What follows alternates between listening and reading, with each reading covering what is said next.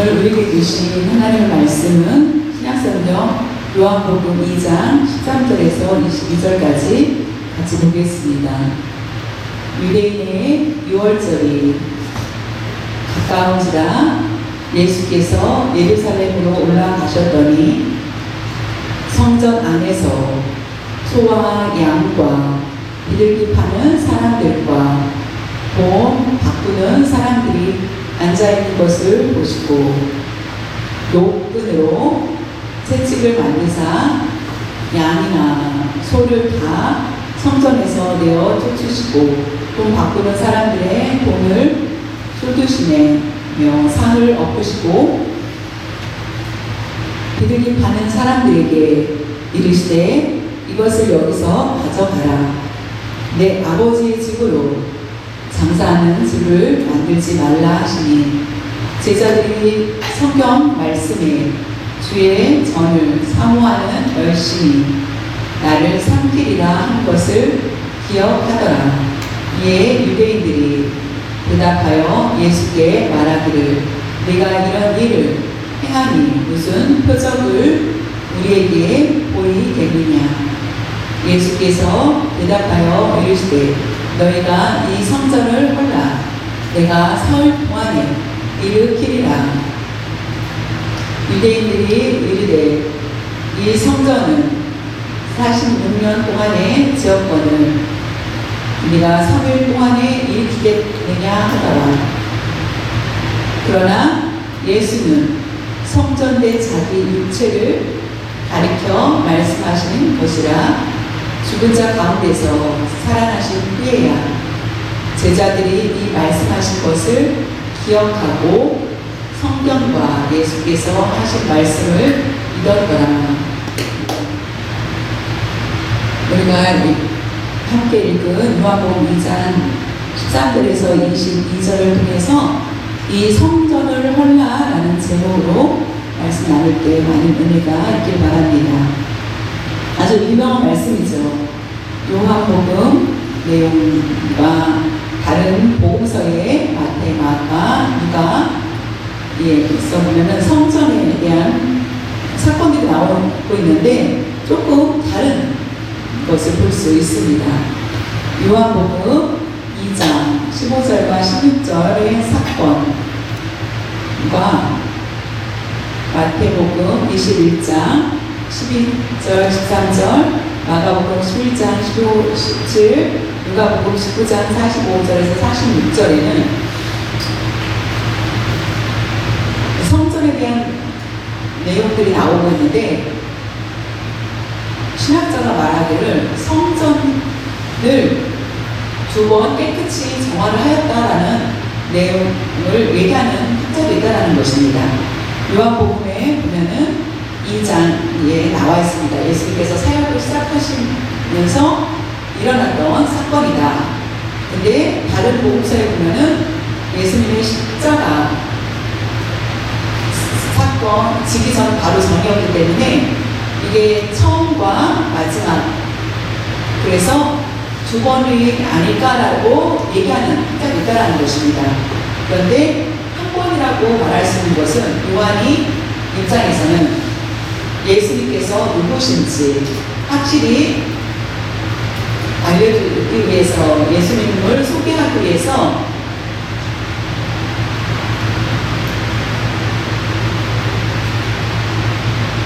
성전을 깨끗이 하신 분이 바로 예수님이다라는 신학적인 것을 먼저 언급을 하면서 시작하지 않았을까라고 생각을 합니다. 요한복음과 다른 복음서의 차이는 예수님의 시작, 어떤 것은 끝, 다른 것이 있습니다. 양, 소, 비둘기를 요한복음에서는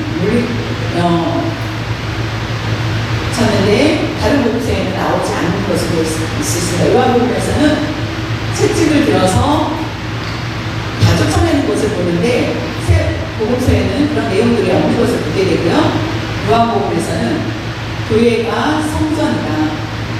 그런데 장사의 집을 만드느냐, 장사하는 곳으로 장사하는 집이 아니라라고 얘기합니다. 장사하는 집이. 그래서 전체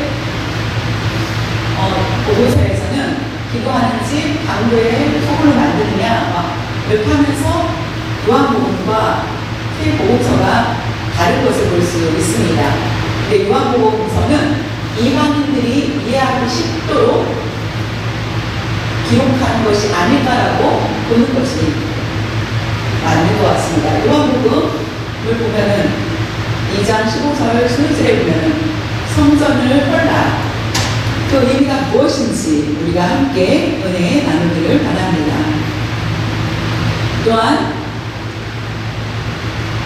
성전에 대해서 중요한 역할이 무엇인지 성전은 제사장들이 성전을 관리하였습니다. 가장 첫 번째 복음을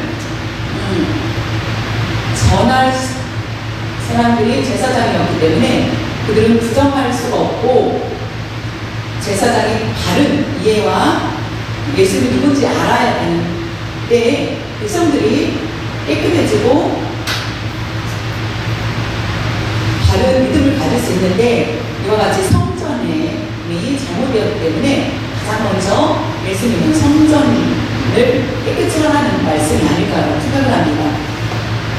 그와 마찬가지로 목사님들이 주의 말씀을 바르게 전해야 되는데 부정하거나 잘못된 방향으로 말씀을 전한다면 그 성도들이 바른 신앙을 가질 수 없게 되는 것처럼 제사장의 역할이 굉장히 중요했던 것을 볼 수 있습니다. 그런 것처럼 목사님들도 말씀을 충분히 이해하고 알고 전하는 것 이것이 굉장히 중요하다는 것입니다. 그렇지 않을 때는 엉터리가 될 수밖에 없습니다.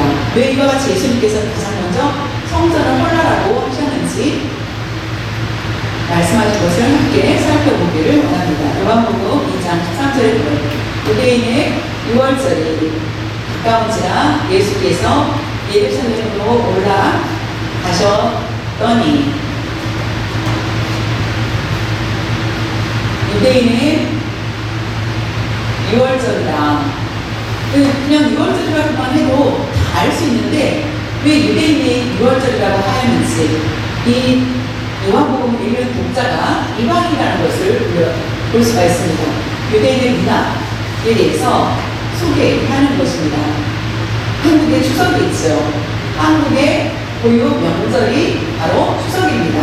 한국의 문화라는 것을 알 수 있겠죠. 근데 외국인한테 추석으로 설명하면 이해를 못할 것입니다. 근데 우리 한국 사람들은 추석이야 라고 하면 금방 이해되죠. 근데 외국 사람들은 한국의 추석이야 라고 말을 했을 때 이해가 되는 것처럼 이방인이 독자였기 때문에 유대인의 6월절이라고 하는 것을 볼 수 있습니다. 예수께서 예루살렘으로 올라가셨더니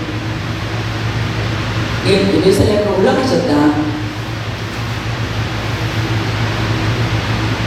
북이 있습니다. 남쪽과 북쪽이 있는데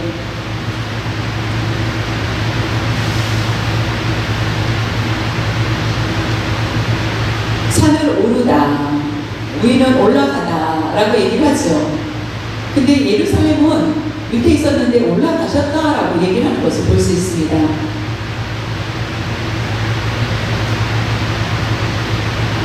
예수님은 가나의 혼인잔치를 에서 기적을 베풀고 예루살렘에 있는 곳으로 간다라는 것은 내려가다라고 하는 것이 그 의미가 맞을 것인데 왜 올라가셨더니 라고 하는 것을 보았을 때에는 예루살렘이 중심이 되었기 때문이라는 것입니다. 예루살렘이 산 위에 있었고 그리고 예루살렘이 모든 곳의 중심이 되었기 때문에 올라가셨더니 라는 말이 맞다라는 것입니다.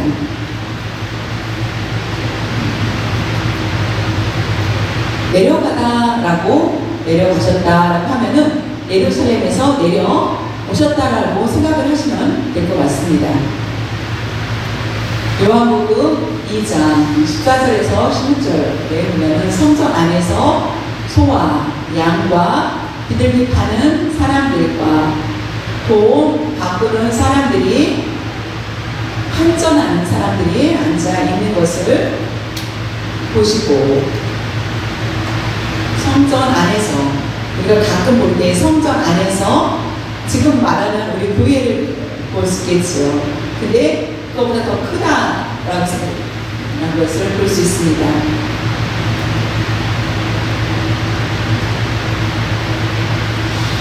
마당, 이방인의 뜰, 마당, 이방인의 뜰, 마당. 예, 이방인들은 성전에 들어갈 수 없고 그 뜰에 서 있는 것이다 라고 생각할 수 있겠지만 이방인의 뜰이라는 것은 휴게실과 같은 의미. 우리가 잠깐 뜰에서 쉬었다가 성전 안에 들어가는 것. 그래서 성전 안에 소와 양과 비둘기 파는 사람들과 돈 바꾸는 사람들이 앉아있는 것을 보시고 왜 이와 같이 장사를 하였는지. 원래 율법을 보면은 율법 안에 있을 때는 성전 안에서는 장사를 할 수 없습니다. 근데 성전 안의 뜰에서 장사를 하고 있다는 것을 볼 때에 우리가 수요 성경 공부를 했었죠. 안나스와 가야바 대제사장이 있었는데 장인과 사이 관계입니다. 안나스는 제사장이었습니다. 그래서 성전 안에서 말씀을 가르치고 그 밖에서 동물들을 팔게 하였는데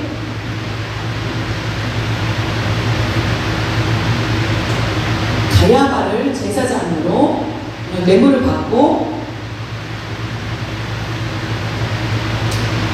제사장을 삼습니다. 아론 지파만이 제사장이 될 수 있는데 이와 같이 이때부터는 혼돈의 시대가 오고 안나스, 장인인 안나스가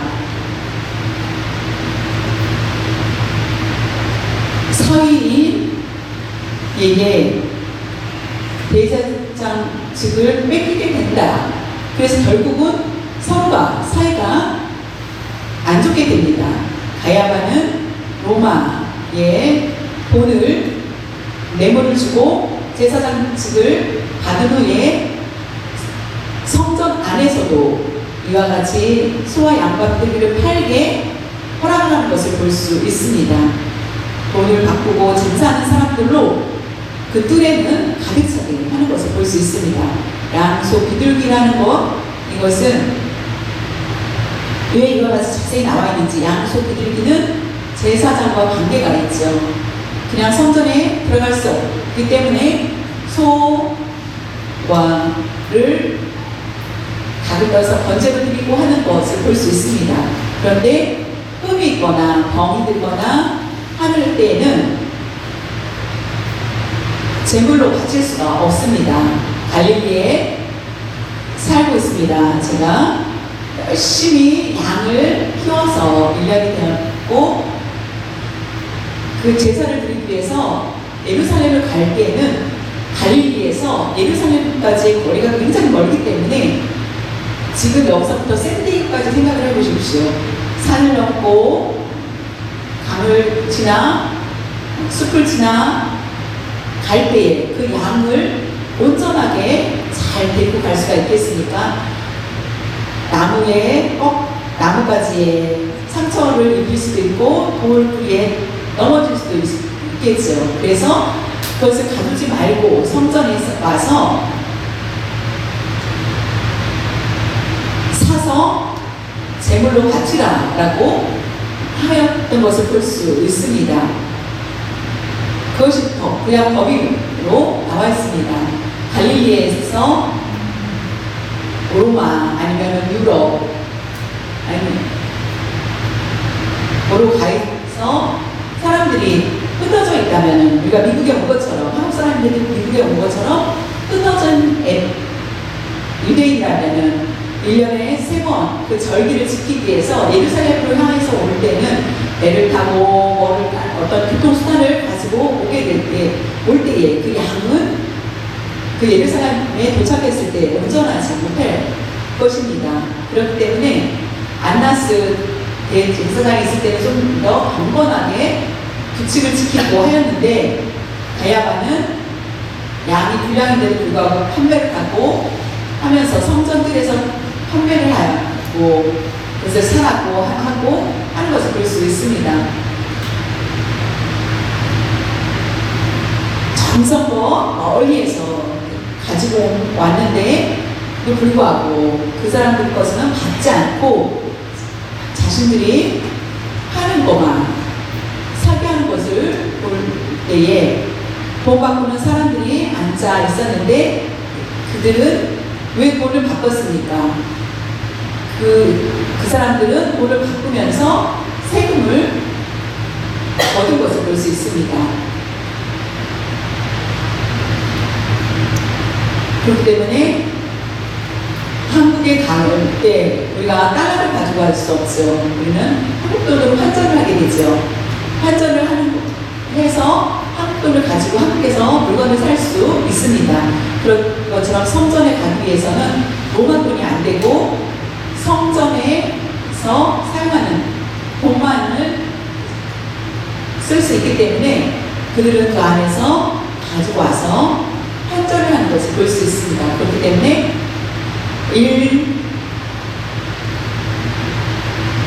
하나의 가치 하나로 받는 것이 좋은데 하나를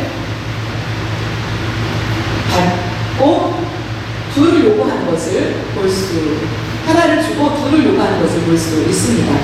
이와 같이 이들은 1대1로 바꾸는 것이 아니라 2배로 착취를 하는 것을 보게 됩니다.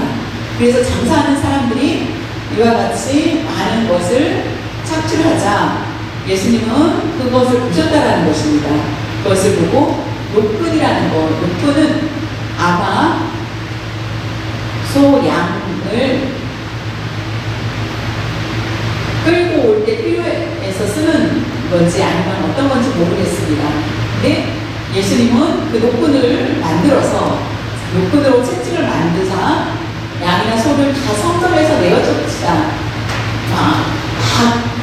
채찍을 들어서 아프게 하니까 양과 소가 그 성전에서 나가게 된다. 그 돈 바꾸는 사람들의 돈을 쏟으시며 상을 엎으시고 하는 것을 볼 수 있습니다. 비둘기 파는 사람들에게 이르시되 이것을 여기서 가져가라. 내 아버지의 집으로 장사하는 집을 만들지 말라 하시니, 비둘기 파는 사람들한테는 비둘기는 아주 적었기 때문에 나무 상자에 있었겠죠. 소, 양은 크니까 내어주고 비둘기 파는 사람에게는 가지고 나가라고 얘기합니다. 여러분이 한번 생각해 보십시오. 예수님은 이때에 부드러운 얼굴이었을까요? 웃는 얼굴이었을까요? 어떤 모습이었을까? 여러분 한번 예수님의 모습을 상상해 보시길 바랍니다. 채찍을 들었을 때 여러분 웃으면서 채찍을 들을 수 있겠습니까? 한번 제가 인터넷에서 찾은 그림을 보면은 예수님이 온화한 그런 표정들을 볼 수 있습니다. 여기 화를 내고 있고 돈을 바꾸는 그런 모습에서 비둘기 파는 사람에게 가지고 가라 라고 얘기를 하시는 것이고, 이와 같이 채찍을 들어서 이 사람들을 내어쫓는 그런 모습, 웃으면서 여러분 예수님이 이와 같이 했을까요? 아니라고 봅니다. 예수님은 엄청 화를 내셨을 거라고 볼 수 있습니다. 그림으로 봤을 때 여러분 이렇게 생각할 수 있겠지만 부드러운 예수님은 화도 안 내시고 하실 거라고 생각을 했을 거라고 보지만 그렇지 않다라는 것입니다. 사실 예수님께서는 엄청 크게 화를 내신 것을 볼 수 있습니다.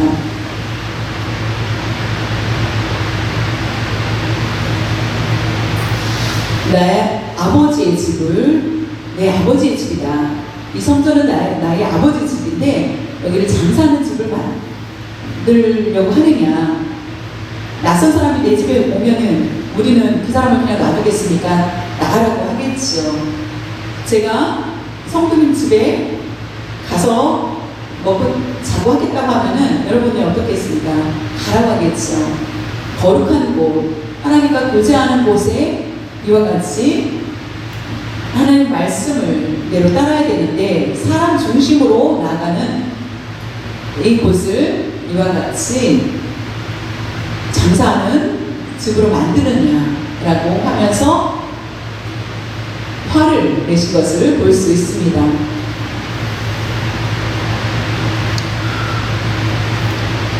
우리는 하나님의 자녀입니다. 이 교회는 아버지의 집이죠.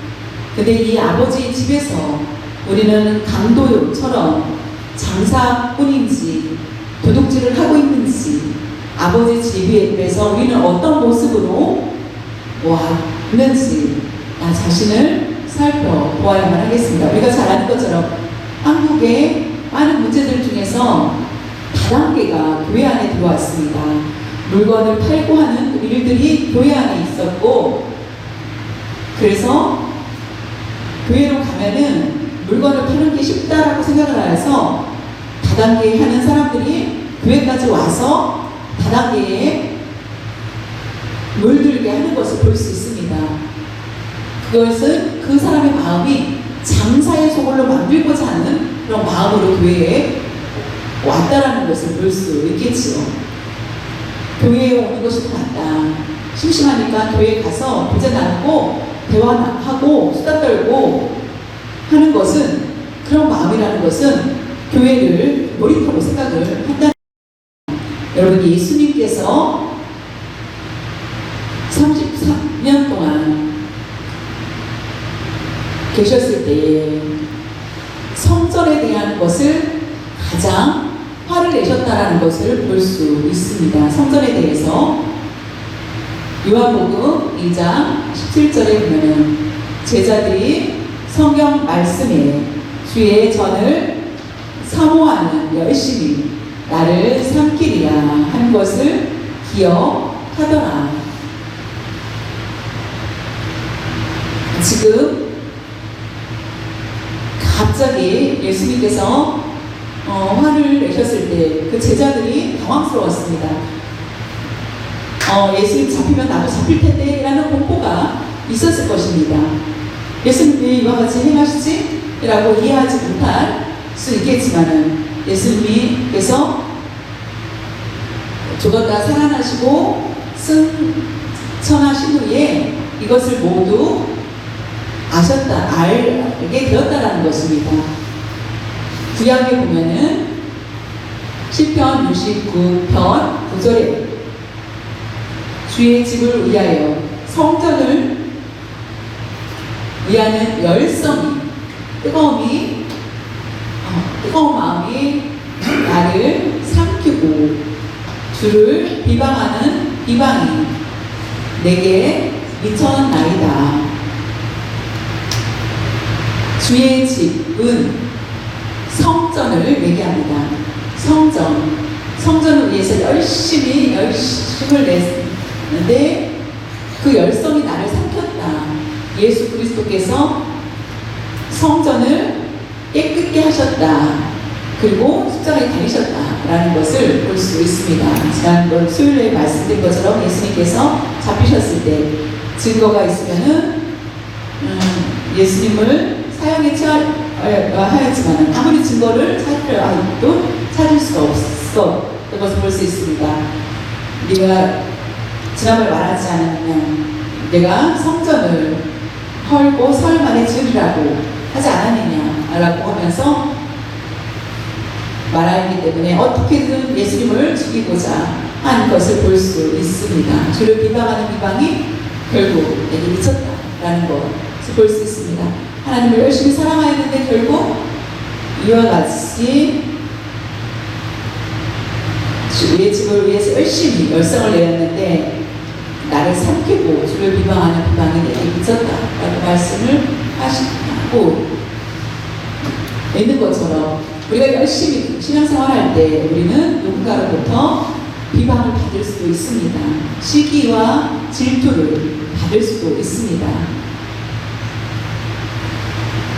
주님께서 당하신 것처럼 우리가 충분히 그 말씀을 이해할 수 있기를 바랍니다. 요한복음 2장 18절에서 20절에 이에 유대인들이 대답하여 예수께 말하기를 내가 이런 일을 행하니 무슨 표적을 우리에게 보이겠느냐. 이에 유대인들이 꼭 대제사장들과 종교 지도자들뿐만 아니라 성전에 모였던 사람들 중에 몇 명이 하나님을 사랑하고 하나님을 경외하는 자가 그 안에 같이 있는 것을 볼 수 있습니다. 정성을 다해서 양을 사고 소를 사고 비둘기 사가지고 정성껏 하나님을 사랑하면서 예배를 드리고자 왔는 사람도 있었을 것입니다. 그 사람들은 충격을 받았을 것입니다. 부정한 삶, 불의한 자들은 또 충격을 받았겠지만은 열심히 예수님을 믿었던 사람도 이와 같이 충격을 받았을 것입니다. 어떻게 예수님께서 이와 같이 행하였는지 그때 유대인들이 대답해 예수께 말하기를 네가 이런 일을 행하니 무슨 표적을 우리에게 보이겠느냐라고 하면서 우리에게 어떤 표적을 보이려고 이와 같은 능력을 이와 같이 행하였느냐라고 하는 것입니다.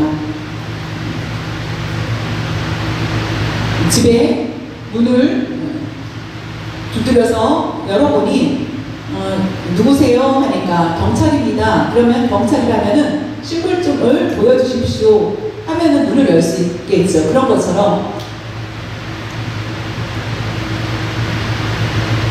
한국의 사또가 그 지방 관할에서 부정을 행하는 사람들이 있어서 암행어사가 마패를 가지고 가는 것처럼 예수님이 이와 같이 소와 양을 쫓아내고 장사하는 그들을 도박하는 사람들의 상을 다 엎으시는 그 모습을 보고 어떻게 이와 같은 일을 하였고 왜 이런 일을 했고 그 이유가 뭔지 우리에게 표정을 보여달라고 얘기하는 것입니다.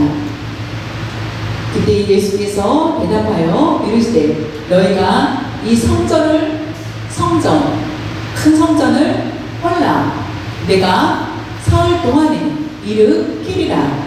내가 성전을 건축하겠다. 사흘 만에 내가 건축할 것이다 라고 얘기를 하는 것입니다. 그 표적을 보여달라고 유대인들이 말을 하였을 때 그 능력이 많다면은 표적을 보여달라 라고 하였을 때 성전을 너희가 헐라 그러면 내가 3일 만에 일으킬 것이다 라고 하자 내가 3일 만에 건축을 할 것이다 라는 말과 같다라는 것입니다. 여러분이 너무나 잘 알고 있겠지요. 이 말씀 어떻게 됐는지. 근데 우리가 이 배경을 모르고 예수님께서 이렇게 말씀하셨다면은 여러분 이해가 쉽겠습니까? 근데 그 증거가 이것이다 라고 예수님은 말씀을 하십니다. 예수님이 아니면은 교회가 있을 수 없다라는 것. 그렇다면은 우리가 성경에 대해서 안다. 1년마다 예루살렘에 가서 비행기를 타고 가서 예루살렘에 있는 성전에 가서 예배를 드려야만 되겠죠. 만약에 그 안에서만 예배를 드릴 수 있다라면. 그런데 그 성전이 헐고 새롭게 세워진 교회 때문에 우리는 이곳에서 예배를 드릴 수 있습니다. 요한복음 2장 20절에 보면 유대인들이 이르되 이 성전은 46년 동안 지었는데 3일이 아니라 46년 동안 지었는데 내가 3일 동안에 일으키겠느냐 세웠더라. 46년 동안 이렇게 힘들게 어렵게 지었는데 이와 같이 이 성전을, 이런 성전을 걸어서 3일 만에 짓겠다는 게 말이 되느냐라는 말씀입니다. 예수님의 제자 5명도 예수님이 말씀하신 것을 이해를 못했을 것입니다. 요한복음 2장 21절과 22절에 보면, 그러나 예수는 성전된 자기 육체를 가리켜 말씀하신 것이라. 죽은 자 가운데서 살아나신 후에야 제자들이 이 말씀하신 것을 기억하고 성경과 예수께서 하신 말씀을 믿었더라. 성전을 헐라. 이것은 내 육체가, 예수님께서 육체가 십자가에 달리시어서 죽음을 당할 것이고 3일 만에 내가 다시 지으신다는 것은 3일 만에 부활하실 것을 말씀하시는 것입니다. 그래서 예수님 때문에 교회가 생기게 된 것을 볼 수 있습니다. 예수님이 죽으시고 살아나셨기 때문에, 그리고 예수님께서 십자가에 달리셨을 때, 그리고 예수님이 부활하셨을 때 성전의 회장이 어떻게 되었습니까? 성전의 회장이 찢어졌고 대제사장만 들어갈 수 있는 지성소가 완전히 무너져 헐다. 다시 말하면 무너져 버렸다. 이것은 없어졌다. 지성소에 대제사장만 들어갔던 지성소가 완전히 없어지고 예수 그리스도를 통해서 누구나 들어갈 수 있게 되었다는 것입니다. 지성소에 들어갈 수 있는 사람은 거룩한 사람만 들어갈 수 있습니다. 그렇다면 누구도, 한 사람도 지성소에 들어갈 수 있는 사람은 없을 것입니다. 그러나 예수 그리스도께서 십자가에 달리시고 3일 만에 부활하셔서 우리는 하나님을 만날 수 있게 하여 주셨고 하나님과 교제할 수 있게 하여 주신 것이 바로 예수 그리스도를 통한 것이라는 것입니다. 지금 우리는 성전에 있습니다. 우리가 교회라고 생각을 하는 그 성전, 근데 그것을 잘 이해를 해야 될 필요가 있다는 것을 여러분 말씀드리겠습니다. 이스라엘 백성들이 애굽에서 자유롭지 못하였죠. 많은 고난과 고통 가운데 있었습니다. 하나님의 은혜로 그들은 출애굽을 하였고 그들은 광야 생활을 하였습니다. 광야에서 나아갈 때마다 하나님은 그들을 지켜주셨고 그들과 동행하였습니다. 구름 기둥과 불 기둥으로 인도하여 주셨고 하나님께서는 그들을 떠나지 않고 항상 함께하여 주셨습니다. 힘들고 배고프고 눈물이 날 때도 항상 그들을 지켜주시고 그들과 함께하였습니다. 그리고 가나안에 그들이 들어가게 됩니다. 그때 다윗 왕의 마음은 성막이 아니라 성전을 짓고 싶었습니다.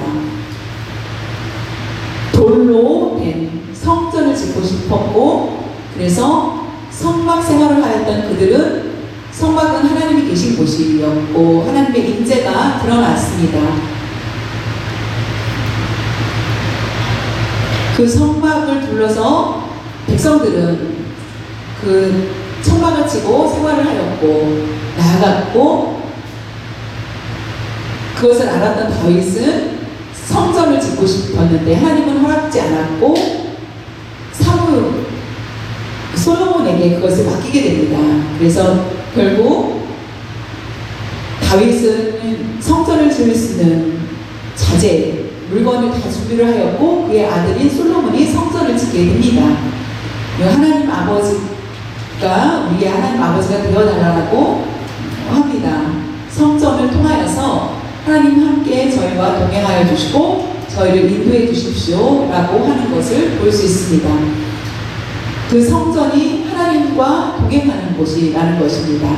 성전이 허물어진다는 것은 하나님이 그곳에 임재하지 못하기 때문에 하나님이 떠난다는 두려움이 있을 수밖에 없습니다.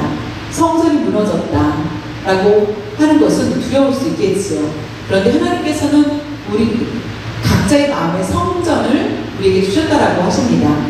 고린도전서 6장 19절과 20절에 보면 너희 몸은 너희가 하나님께로부터 받은 바 너희 가운데 계신 성령의 전이다. 이것은 바로 성전을 얘기합니다. 성령의 전인은 성전을 얘기합니다.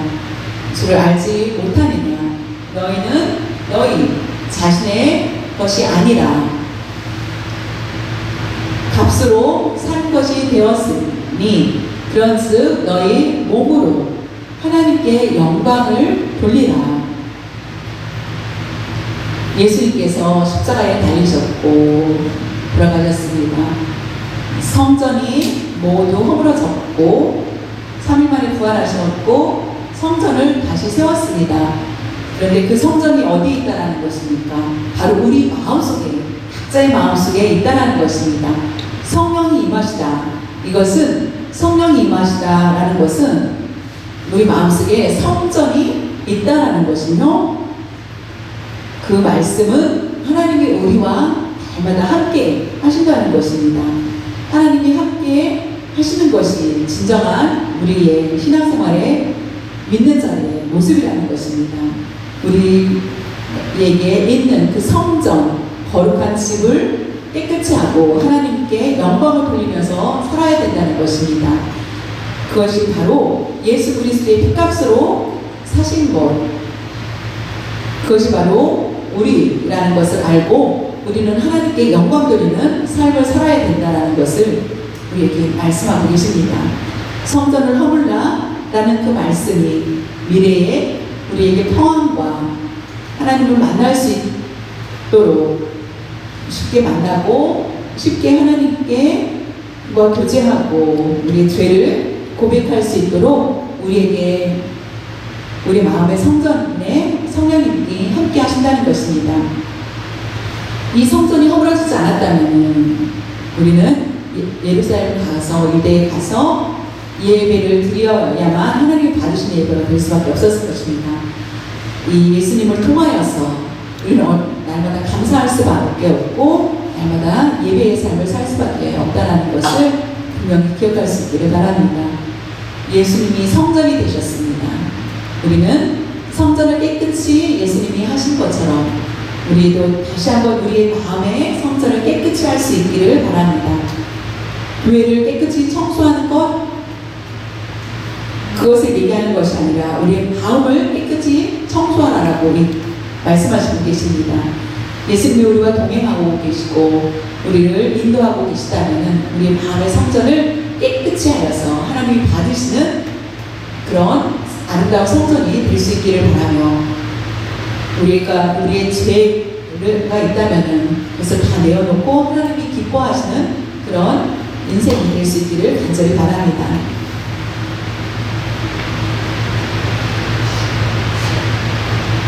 하나님이 우리와 함께 하신다는 것을 확실히 믿으시기를 바랍니다.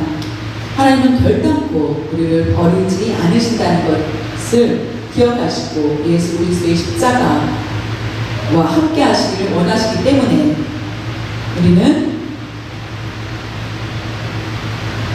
아버지의 수고, 그러니까 이 때문에 정성껏 그 아들 예수 그리스도를 보내시고 십자가에 달리시게 하신 것을 생각한다면은 우리가 이게 동행하여 주시는 하나님의 놀라운 은혜를 기억할 수 있기를 바랍니다. 예수님은 곧 성전이십니다. 그것을 허물고 다시 지으라라고 하셨던 것이 바로 예수님께서 하신 것이며 성령님께서 우리의 성전에 계시다는 것을 아시고 성전 예수 그리스도께서 주신 성령의 성전을 우리가 깨끗이 하고 하나님께 영광 돌리는 삶을 잘 살 수 있는 여러분 모두 되실 수 있기를 간절히 바랍니다.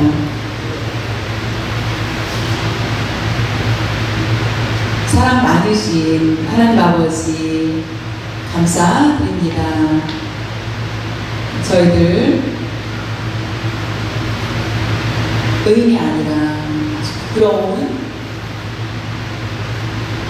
죄를 가지고 있는 죄인들입니다. 저희 영혼을 꺼내 주시기 위하여서 하나님께서 아낌없이 독생자 예수 그리스도를 십자가에 못 박혀 피 흘리심으로 말미암아 저희들을 사셨고 성령께서 저희 마음에 함께하여 주셔서 저희 마음의 성전이 되었고 저희를 인도하여 주셔서 감사드립니다. 우리가 실수하고 죄를 범하고 넘어질 때마다 문제가 있을 때마다 버리지 않으시고 동행하여 주시옵소서. 우리의 잘못된 문제들을 모두 치유하여 주시옵소서. 놀라운 주의 은혜로 인도하여 주시옵소서. 앞으로도 성령님께서 인도하여 주셔서 깨끗한 길로 하나님께 영광 드리는 그런 삶을 잘 감당할 수 있는 저희 될 수 있도록 도와주시옵소서. 예수님 다시 오실 때에 우리가 자신있게 중간에 멋진 모습으로 설 수 있는 저희를 될 수 있도록 도와주시옵소서. 감사드리며 주 예수님의 이름으로 기도드려 싸움나이다.